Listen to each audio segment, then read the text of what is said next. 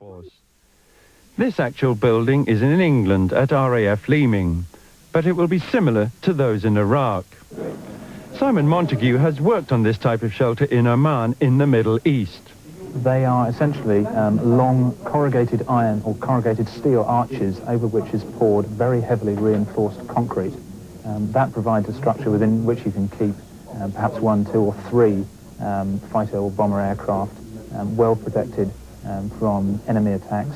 Within that shelter you'd also have life support systems enabling crews to sleep and eat without leaving the shelter. And you'd also quite likely keep armaments within the shelters too, so that aircraft could be reloaded in safety before going out and onto the attack again. Many of the Allied pilots in Operation Desert Storm have reported that Iraqi planes have fled north.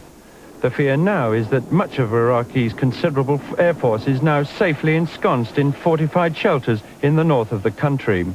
That would explain air raids from Turkey. But it may be that their bombs and missiles didn't get through to the aircraft, wrapped as they are in shelters of thick layers of concrete. Provided they're of a design similar to the British design, which they probably are, they should be very good at withstanding Allied attacks, one would have thought. It's going to take a few direct hits, as like as not, to actually crack a way through these shelters and to damage the aircraft within.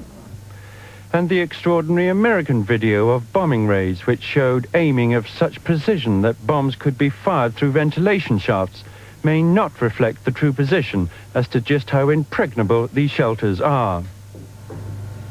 They're designed to take and resist the biggest punishment with ordnance that missiles or aircraft can bring into the airfields. And therefore, it is highly likely that there are still quite large numbers of aircraft inside those hardened shelters with chips on the outside but have not been broken open. These shelters are also thought to house missiles and chemical warheads, as well as other hardware. If this is indeed the case, it must raise questions about just how much of Iraq's military hardware has been knocked out by the Allied air campaign so far.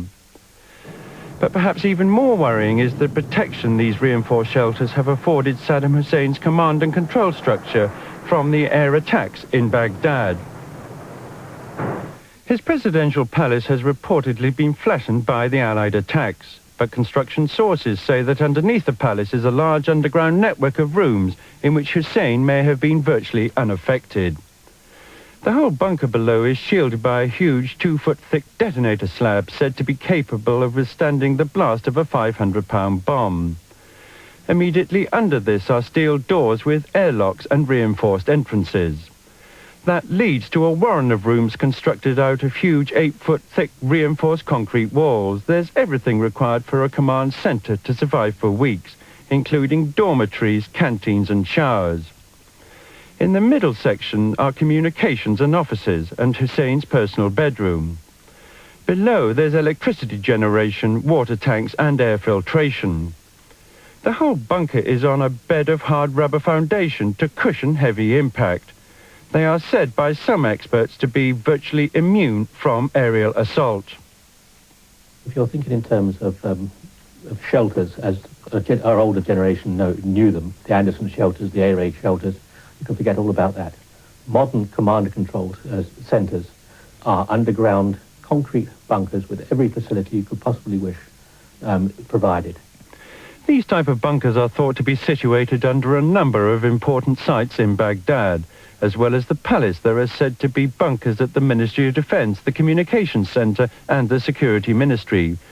They are all interconnected by tunnels. It may well be that the air campaign so far has barely dented Saddam Hussein's command and control structure. Saddam Hussein appeared on Iraqi television from some kind of underground structure.